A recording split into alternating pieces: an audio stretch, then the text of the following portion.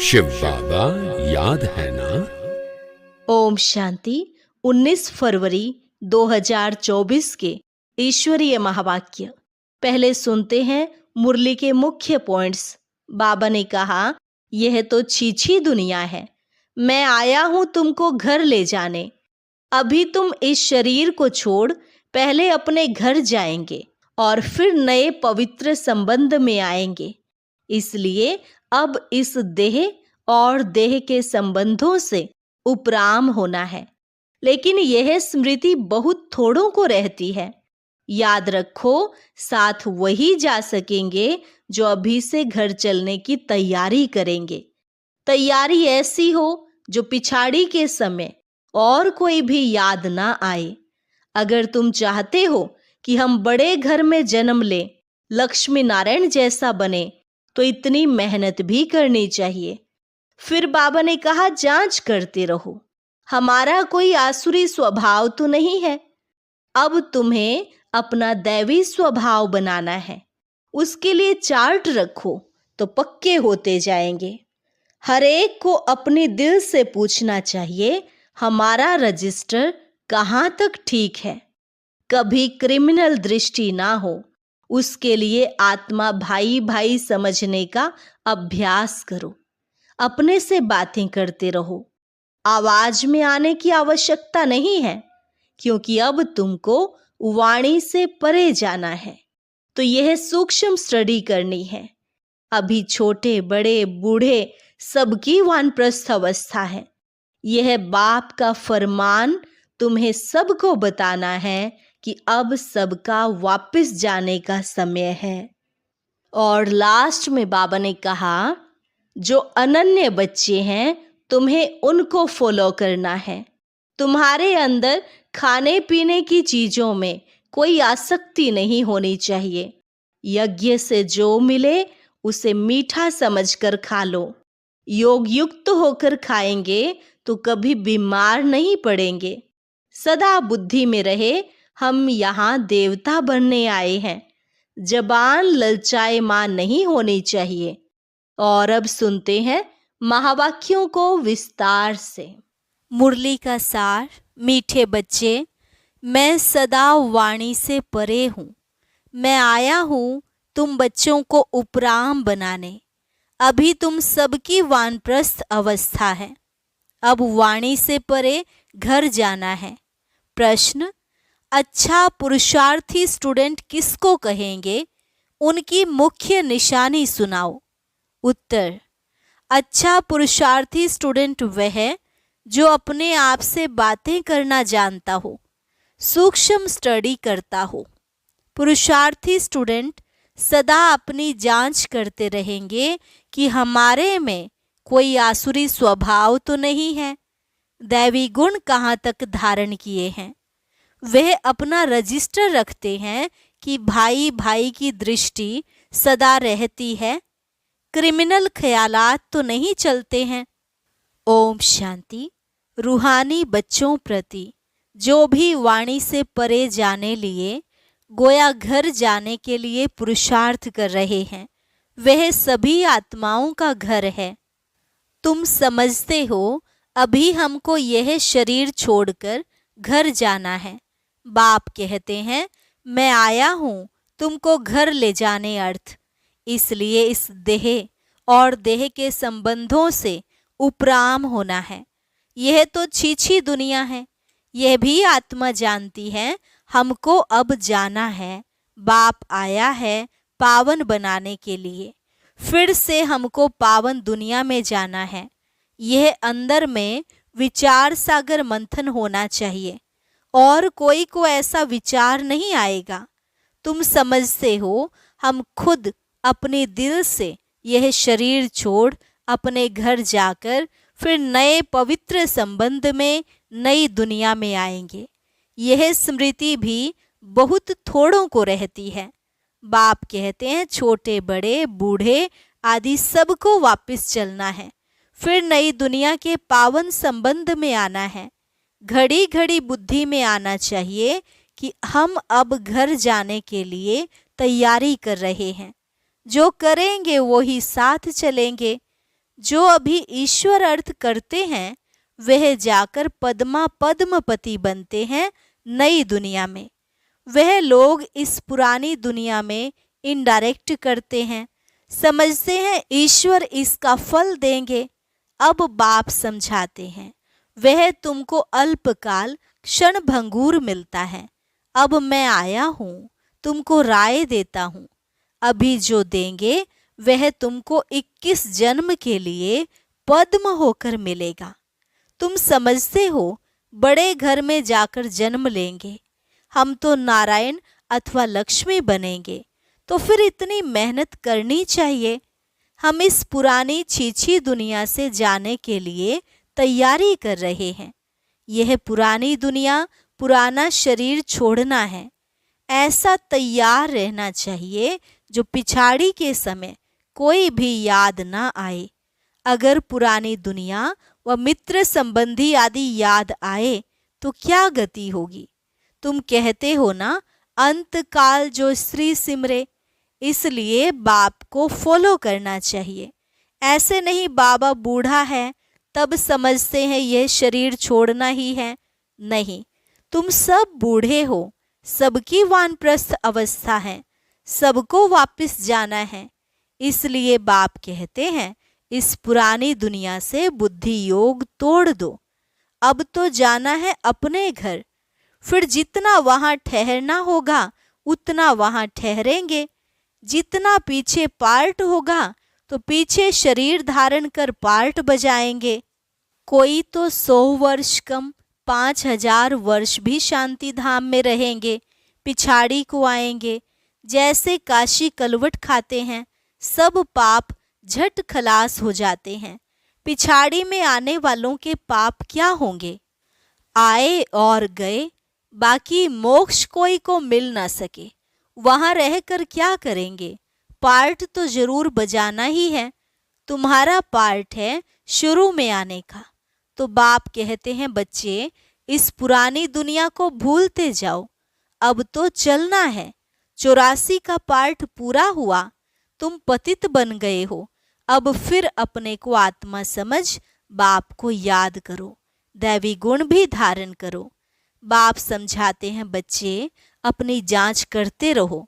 हमारे में कोई आसुरी स्वभाव तो नहीं है, तुम्हारा दैवी स्वभाव होना चाहिए। उसके लिए चार्ट रखो तो पक्के होते जाएंगे। परंतु माया ऐसी है जो चार्ट रखने नहीं देती। 2-4 दिन रख कर फिर छोड़ देते हैं, क्योंकि तकदीर में नहीं है। तकदीर में होगा तो बहुत अच्छी रीति रजिस्टर रखेंगे। स्कूल में रजिस्टर जरूर रखते हैं, यहाँ भी सभी सेंटर्स में सबका चार्ट रजिस्टर रखना है।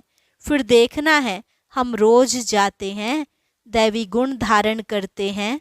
भाई बहन के संबंध से भी ऊंच जाना है। सिर्फ रूहानी दृष्टि भाई भाई की चाहिए। हम आत्मा हैं, कोई की क्रिमिनल दृष्टि नहीं। भाई बहन का संबंध भी इसलिए है क्योंकि तुम ब्रह्मा कुमार कुमारियां हो, एक बाप के बच्चे हो। इस संगम युग पर ही भाई बहन के संबंध में रहते हैं तो विकार की दृष्टि बंद हो जाए। एक बाप को ही याद करना है, वाणी से परे जाना है। ऐसे ऐसे अपने से बातें करना, यह है सूक्ष्म स्टडी। इसमें आवाज करने की दरकार नहीं। यह तो बच्चों को समझाने के लिए आवाज में आना पड़ता है, वाणी से परे जाने लिए भी समझाना पड़ता है। अब वापस जाना है, बाप को बुलाया है कि आओ हमको साथ ले जाओ।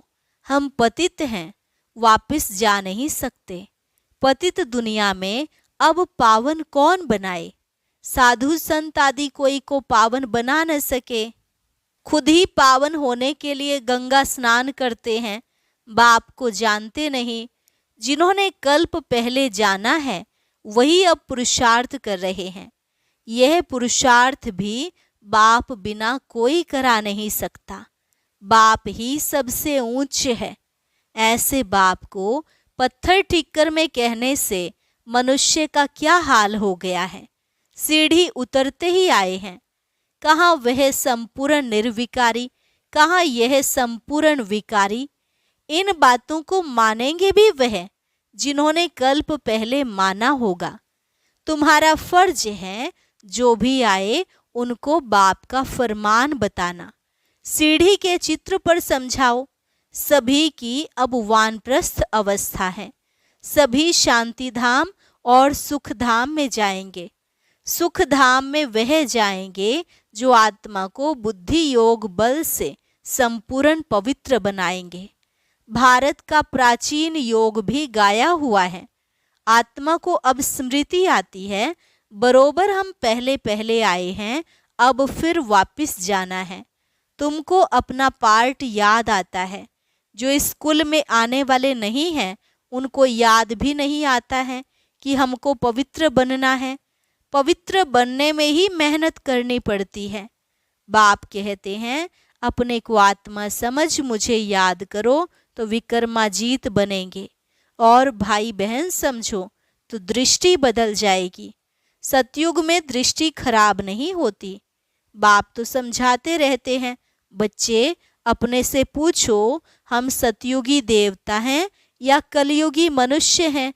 तुम बच्चों को बहुत अच्छे अच्छे चित्र स्लोगन आदि बनाने चाहिए। एक कहे सतयुगी हो या कलयुगी, दूसरा फिर दूसरा प्रश्न पूछे, ऐसे धूम मचा देनी चाहिए। बाप तो श्रीमत देते हैं पतितों को पावन बनाने की, बाकी धंधे आदि से हम क्या जाने। बाप को बुलाया ही है कि आकर मनुष्य से देवता बनाने का रास्ता बताओ। वह मैं आकर बताता हूँ। कितनी सिंपल बात है, इशारा ही बहुत सहज है। मन मना भव, अपने को आत्मा समझ बाप को याद करो।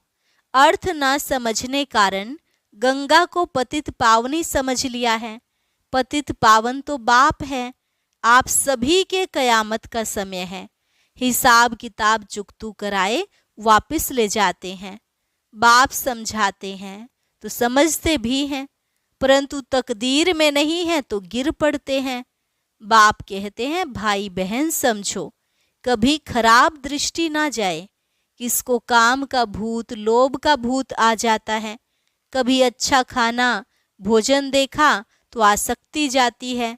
चने वाला देखेंगे दिल करेगी खाने की, फिर खा लिया तो कच्चे होने कारण जल्दी असर पड़ जाता है, बुद्धि भ्रष्ट हो जाती है। माँ बाप अनन्य बच्चे जिन्हों को सर्टिफिकेट देते हैं उनको फॉलो करना चाहिए। यज्ञ का जो मिले वह मीठा समझकर खाना चाहिए। जबान ललचाए मान नहीं करनी है। योग भी चाहिए। योग नहीं होगा तो कहेंगे फलानी चीज खानी चाहिए, नहीं तो बीमार पड़ जाएंगे। बुद्धि में रहना चाहिए हम आए हैं देवता बनने के लिए। अब हमको वापस घर जाना है, फिर बच्चा बनकर माँ की गोद में आएंगे। माता का जो खान पान होता है उसका असर बच्चे पर भी पड़ता है। वहाँ यह कुछ भी बातें होती नहीं, वहाँ सब कुछ फर्स्ट क्लास होगा। हमारे लिए माता खाना आदि भी फर्स्ट क्लास खाएगी जो हमारे पेट में आएगा। वहाँ तो है ही फर्स्ट क्लास। जन्म लेने से ही खान पान सब शुद्ध होता है, तो ऐसे स्वर्ग में जाने की तैयारी करनी चाहिए। बाप को याद करना है। बाप आकर रिजुनेट करते हैं। वह लोग तो बंदर के ग्लांस मनुष्य में डालते हैं, समझते हैं हम जवान हो जाएंगे, जैसे हार्ट नहीं डालते हैं। बाप कोई हार्ट नहीं डालते हैं, बाप तो आकर चेंज करते हैं। बाकी यह सब है साइंस, बोम्स आदि बनाते हैं। यह तो दुनिया को ही खलास करने की चीजें हैं। तमो प्रधान बुद्धि है ना, वह तो खुश होते हैं कि यह भी भावी बनी हुई है। बोम्स जरूर बनने ही हैं। शास्त्रों में फिर लिखा हुआ है पेट से मुसल निकले, फिर यह हुआ। अब बाप ने समझाया है ये सब भक्ति मार्ग की बातें हैं। राजयोग तो मैंने ही सिखाया था। वह तो एक कहानी हो गई जो सुनते सुनते यह हाल हो गया है।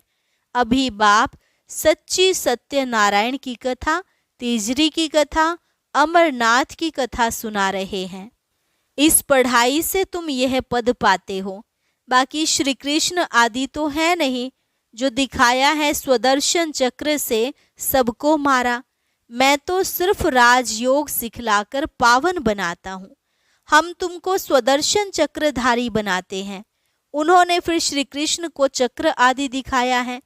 स्वदर्शन चक्र फिराएंगे कैसे? जादू की थोड़े ही बात है। यह तो सब ग्लानि है ना, सो भी आधा कल्प चलती है। कैसा वंडरफुल ड्रामा है। अभी छोटे बड़े सबकी वानप्रस्थ अवस्था है। अब हमको जाना है, इसलिए बाप को याद करना है। दूसरा कुछ भी याद ना आए।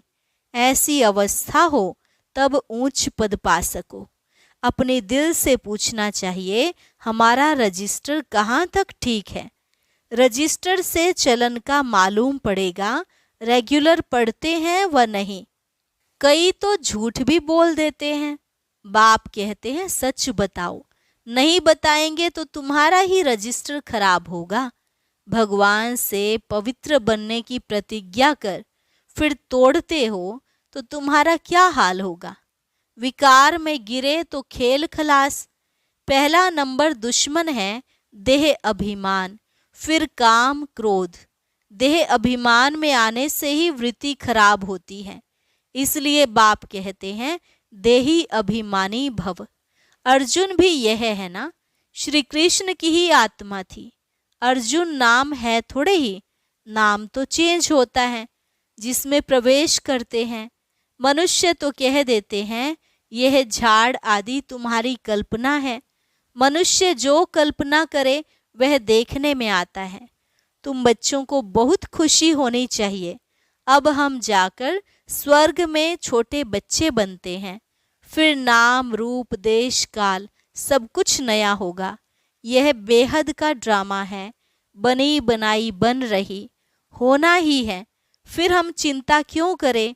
ड्रामा का राज अब तुम बच्चों की बुद्धि में है और कोई नहीं जानते सिवाय तुम ब्राह्मणों के। दुनिया में इस समय सब पुजारी हैं। जहाँ पुजारी हैं वहाँ पूज्य एक भी हो नहीं सकता। पूज्य होते ही हैं सतयुग त्रेता में, कलयुग में है पुजारी। फिर तुम अपने को पूज्य कैसे कहला सकते हो। पूज्य तो देवी देवताएं ही हैं, पुजारी है मनुष्य। मूल बात बाप समझाते हैं, पावन बनना है तो मामेकम याद करो। ड्रामानुसार जिसने जितना पुरुषार्थ किया उतना ही करेंगे। अच्छा, मीठे मीठे सिकी लधे बच्चों प्रति मात पिता बाप दादा का याद प्यार और गुड मॉर्निंग।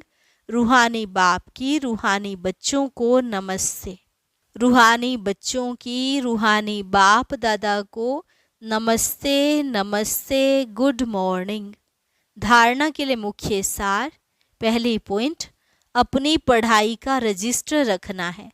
अपना चार्ट देखना है कि हमारी भाई भाई की दृष्टि कहाँ तक रहती है। हमारा दैवी स्वभाव बना है। दूसरी पॉइंट, अपनी जबान पर बहुत कंट्रोल रखना है। बुद्धि में रहे कि हम देवता बन रहे हैं, इसलिए खान पान पर बहुत ध्यान देना है। जबान चलायमान नहीं होनी चाहिए। माँ बाप को फॉलो करना है। वरदान, परखने की शक्ति द्वारा बाप को पहचान कर अधिकारी बनने वाले विशेष आत्मा भव। परखने की शक्ति द्वारा बाप को पहचान कर अधिकारी बनने वाले विशेष आत्मा भव। बाप दादा हर बच्चे की विशेषता देखते हैं। चाहे संपूर्ण नहीं बने हैं, पुरुषार्थी हैं, लेकिन ऐसा एक भी बच्चा नहीं जिसमें कोई विशेषता न हो। सबसे पहली विशेषता तो कोटों में कोई की लिस्ट में हो। बाप को पहचान कर मेरा बाबा कहना और अधिकारी बनना, ये भी बुद्धि की विशेषता है, परखने की शक्ति है। इस श्रेष्ठ शक्ति ने ही विशेष आत्मा बना दिया। स्लोगन, श्रेष्ठ भाग्य की रेखा खींचने का कलम है श्रेष्ठ कर्म, इसलिए जितना चाहे उतना भाग्य बना लो। श्रेष्ठ भाग्य की रेखा खींचने का कलम है श्रेष्ठ कर्म, इसलिए जितना चाहे उतना भाग्य बना लो। अच्छा, ओम शांति। ये कैसे पता चलेगा कि हम संपूर्णता के नजदीक पहुंच गए हैं? संपूर्णता की निशानी जानने के लिए सुनते हैं आज का ज्ञान मोती।